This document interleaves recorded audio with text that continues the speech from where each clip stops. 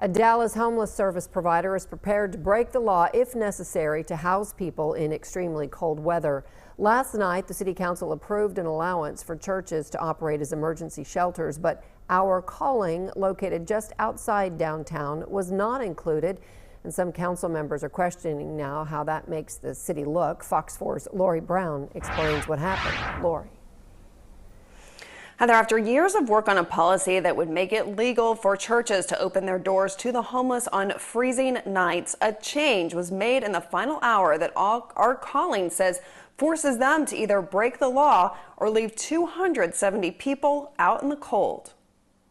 I think what they're communicating is they don't care about minorities that are poor, and they sure don't want them downtown, and now they don't even want them within a half a mile of downtown.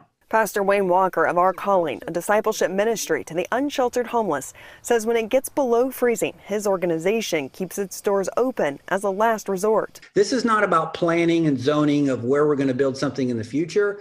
This is a disaster. This is an emergency. It's cold one night. 2.5 years ago, the city gave him a citation for doing just that. If it was hurricane victims from our friends on the coast, we would open up our doors everywhere. But if it's homeless people, not downtown, not in our backyard. Since then, the city has been working on a policy that would allow churches to legally open their doors on dangerously cold nights.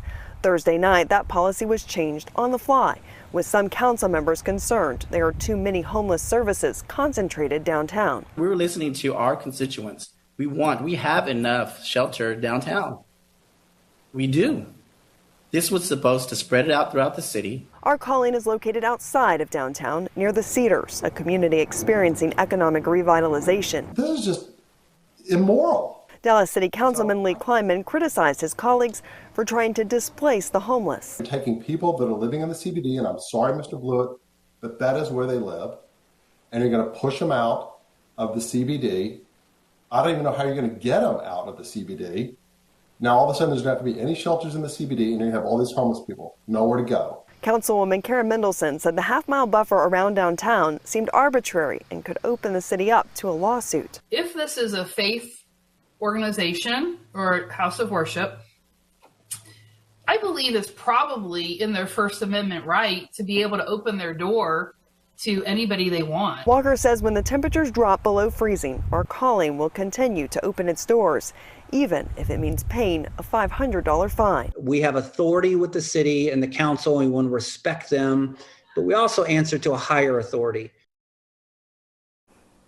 Due to shelters not being able to expand their capacity on inclement weather nights due to COVID this year, the city will be an estimated 1,000 beds short of what is needed.